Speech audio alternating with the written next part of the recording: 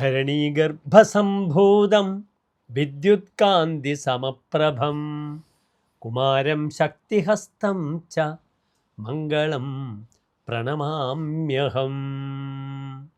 കുമാരനും ശക്തി എന്ന ആയുധത്തെ കയ്യിലുള്ളവനുമായ ആ മംഗളനെ, ചൊവ്വയെ, സുബ്രഹ്മണ്യനെ, വേലി ആയുധമായിട്ടുള്ള ആ മുരുകനെ, സുബ്രഹ്മണ്യനെ ഞാൻ സ്മരിക്കുന്നു.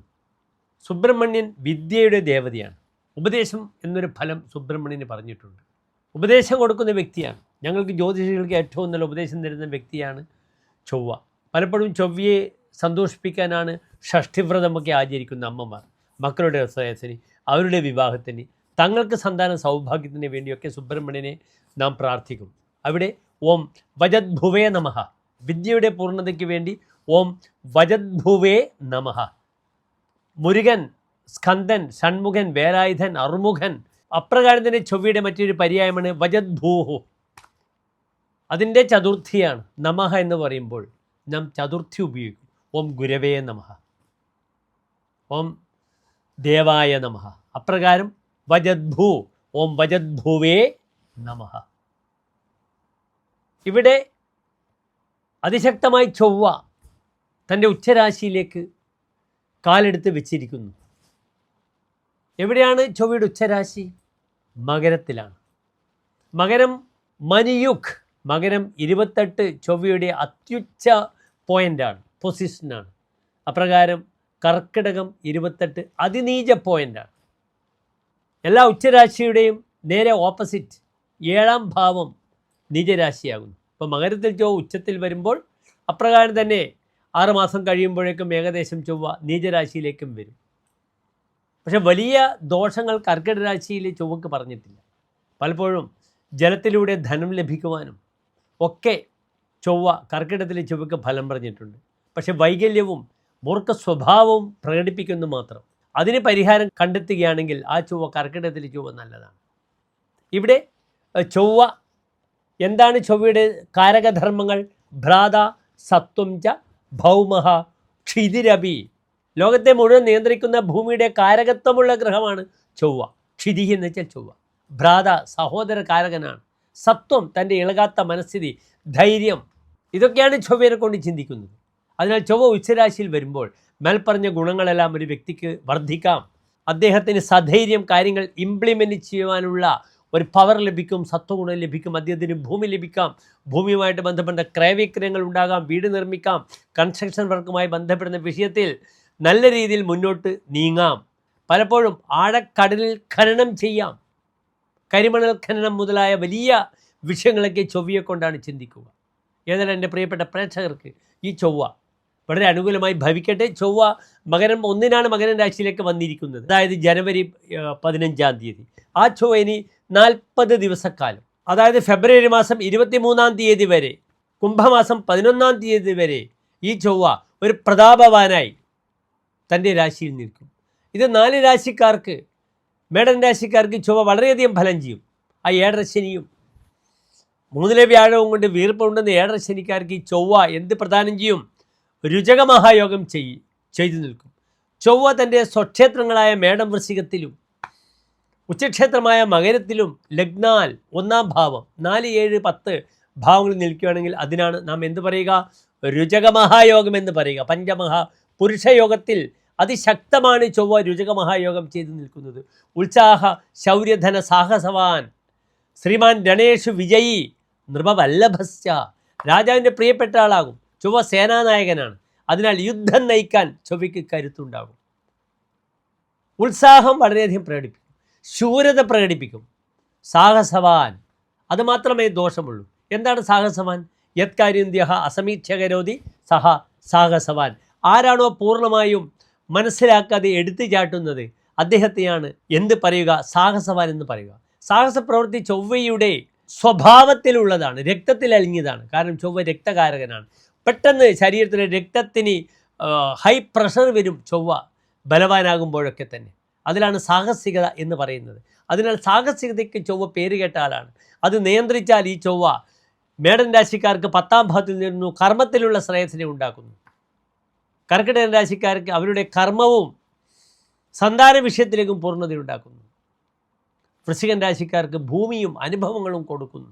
മകരൻ രാശിക്കാർക്ക് ചൊവ്വ 4-11 ഭാവാധിപനാണ്. ഭൂലാഭം ഉണ്ടാകുന്നു. തൻ്റെ പദവി പൊസിഷൻ മുന്നോട്ട് നയിക്കപ്പെടുന്ന ധാരാളം ഗുണങ്ങൾ ഈ ചൊവ്വ പ്രകടിപ്പിക്കുന്നു. ചൊവ്വയുടെ ആശ്രയഫലം പോലും വളരെ നന്നായിട്ടാണ് മകരത്തിൽ പറഞ്ഞിരിക്കുന്നത്. ഖ്യാതസ്വച്ഛേ ഗണപുരബല ഗ്രാമാഗ്രണീഹി. തൻ്റെ ഗണം, തൻ്റെ കൂട്ടത്തിൽ താനുമായി ബന്ധപ്പെടുന്ന പുരം, പട്ടണം, ഇവിടെയൊക്കെ അഗ്രണീഹി നേതൃത്വത്തിലെത്തുന്നു ചൊവ്വ. പൊളിറ്റീഷ്യൻസിന് ഏറ്റവും നല്ല ഗുണം തരുന്നു ഈ ചൊവ്വ. യുദ്ധം ചെയ്യാനും രാഷ്ട്രത്തെ നയിക്കുവാനും മുന്നിൽ നിൽക്കുവാനും ഒരു സേനാനിയായി കാര്യങ്ങൾ നീക്കുവാനുമുള്ള കരുത്തു തരുന്നു ഈ ചൊവ്വ എന്നറിയുക. മേടം മുതൽ 12 രാശിക്കാരുടെയും ശുഭാശുഭ ഫലങ്ങളാണ് നാം ചർച്ച ചെയ്യുന്നത്. നിങ്ങൾ ശ്രദ്ധിക്കുക.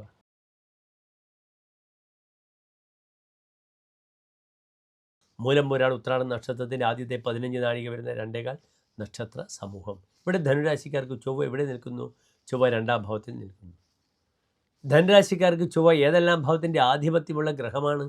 അവരുടെ സന്താനപതിയാണ്, അവരുടെ ബുദ്ധിപതിയാണ്, പിന്നെ അവരുടെ വൈകല്യങ്ങളെ ചിന്തിക്കേണ്ടുന്ന ഭാവമാണ്. 12ാം ഭാവം ധനുവിൻ്റെ ഏതാകുന്നു? വൃശ്ചികമാകുന്നു. ആ 12ാം ഭാവാധിപനാണ്. വൈകല്യങ്ങളെ ചിന്തിക്കുന്ന ഭാവമാണ്, ദുർച്ചെലവുകളെ ചിന്തിക്കുന്ന ഗ്രഹമാണ് ചൊവ്വ. എവിടെ നിൽക്കുന്നത്? മകരത്തിൽ നിൽക്കുന്നത്. 2ാം ഭാവത്തിൽ ചൊവ്വ നിൽക്കുന്ന അത്ര നല്ലതാണോ? നല്ലതല്ല. 2ാം ഭാവം എന്താണ്? ഭർത്തവ്യം അഖിലം വിത്തം വാണി ചക്ഷുഷ ദക്ഷിണം വിദ്യാജ വിവിധാഭേദ സർവം ചിന്തം ദ്വിതീയത.